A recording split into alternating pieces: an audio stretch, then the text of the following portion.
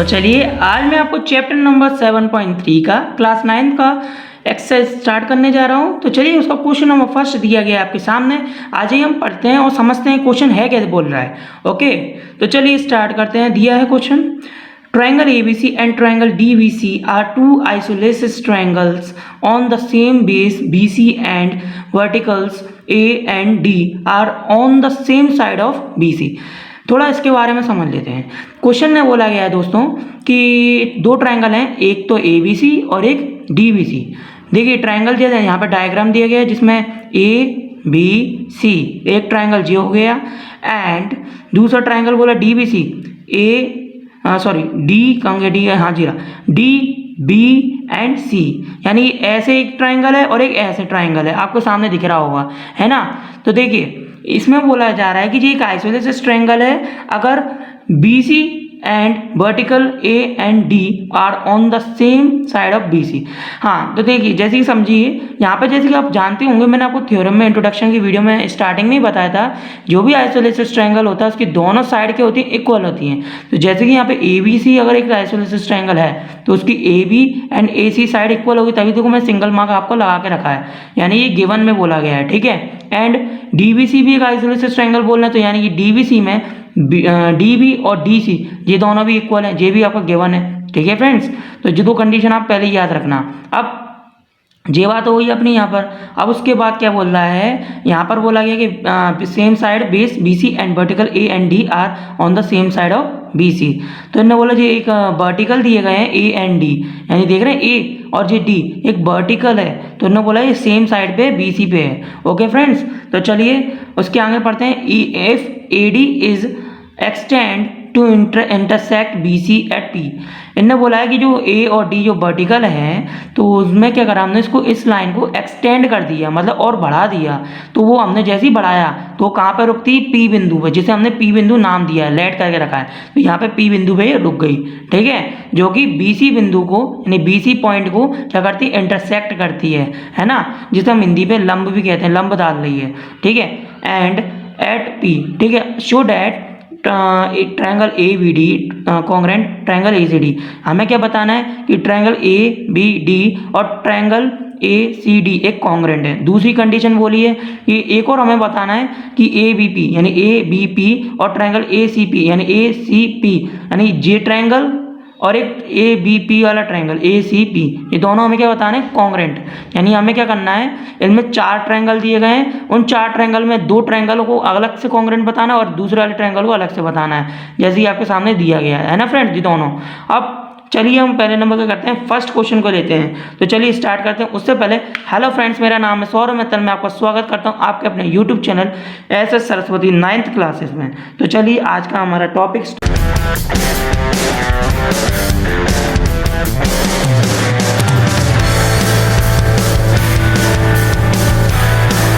Start होता है।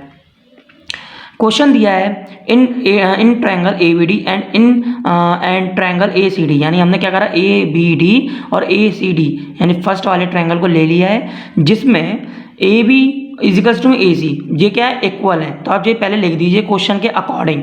तो हमने क्या लिख दिया, AB, यहाँ पे लिख दीजिए गिवन, पहले गिवन डालिए, गिवन डाल के लिख दीजिए AB इजिकल्स टू AC, ठीक है। और क्या क्या गिवन दिया है इसमें, इस वाले ट्रायंगल, केवल इस वाले ट्रायंगल में, जिसमें दिया है DB इजिकल्स टू में DC, एक JB गिवन है, ठीक है, ये दोनों होगा गिवन। अब उसके बाद अब आपको क्या जानना, देखिए और कुछ गिवन है इस वाले ट्रायंगल में, नहीं है। तो चलिए अब स्टार्ट करते हैं। तो पहले नंबर क्या करना रहेगा, हमें इसे कॉन्ग्रेंट प्रूव करने के लिए कभी तीन कंडीशन चाहिए। तो पहली कंडीशन तो हमारी यही हो गई, AB इजिकल्स टू में AC, और रीज़न लिखोगे तो लिख दीजिए गिवन है।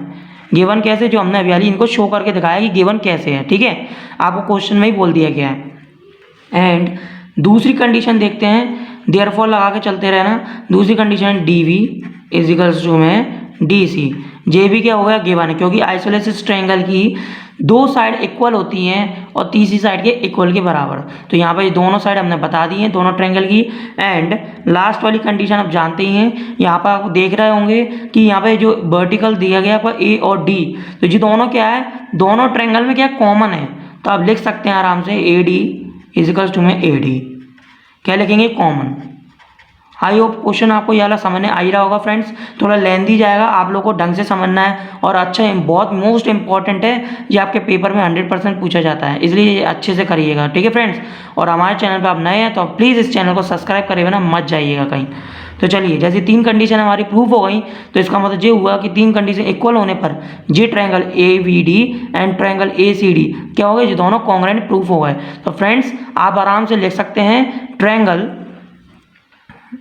देखिए लिख दीजिए ट्रायंगल ABD इजिकल्स टू में नहीं कॉन्ग्रुएंट लगाइए, ठीक है, ट्रायंगल ACD।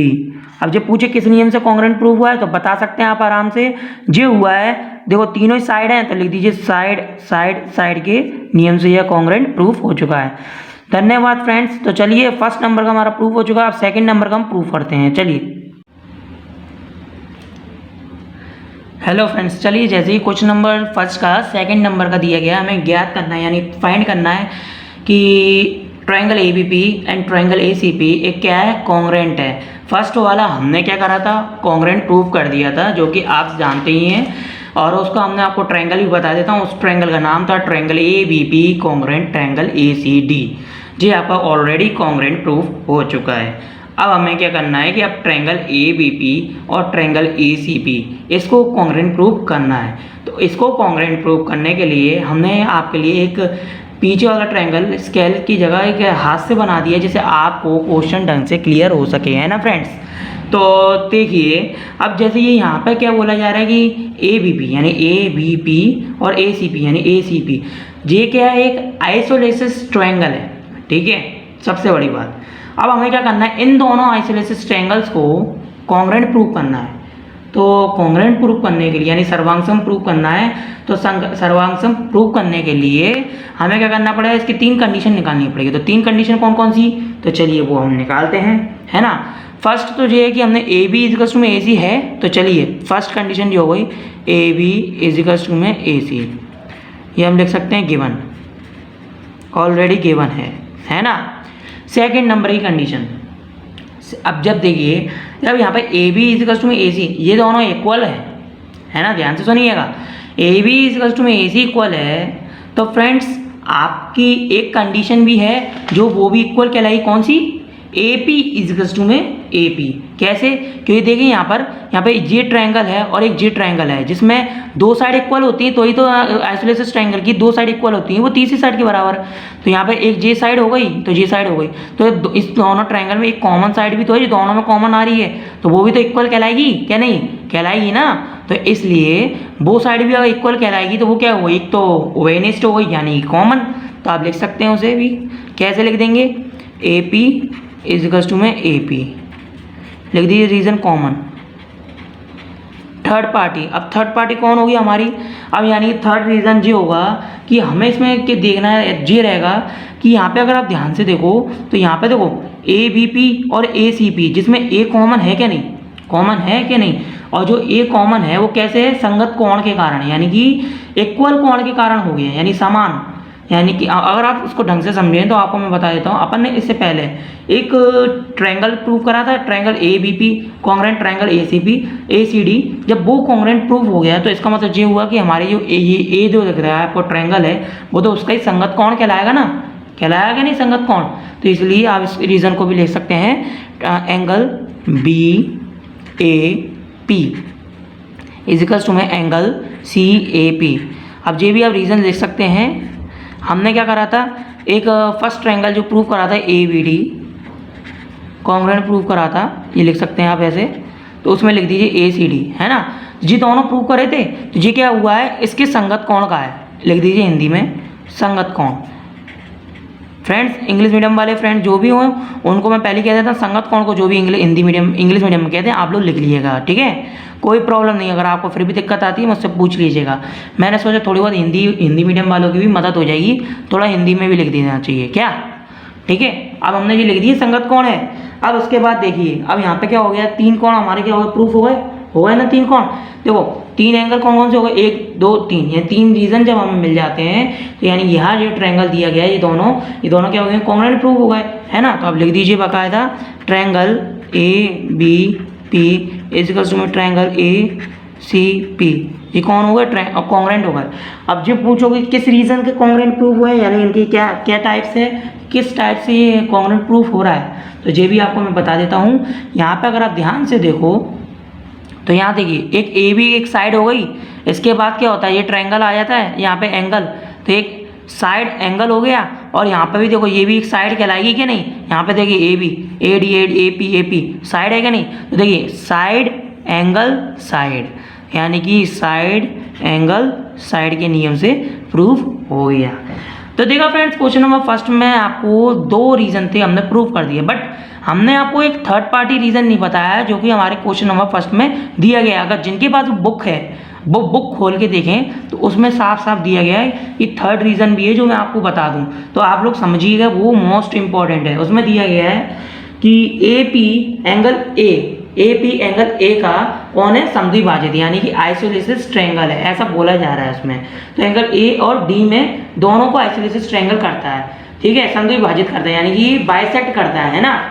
आइसोलेसिस ट्रायंगल तो अपन ने प्रूफ है जी, तो हमें पता ही है, लेकिन यहाँ पर ये बोल रहा है जो आइसोलेसिस ट्रायंगल में ए पी जो साइड है वो क्या करती है, ए और डी पॉइंट को क्या करती है? बाइसेक्ट करती है। बाइसेक्ट समझते हो ना, उसको क्या कर देती है? बीच में से भागों में बांट देती है, समद्विभाजित कर दी, यानी दो बराबर भागों में बांट देती है ना।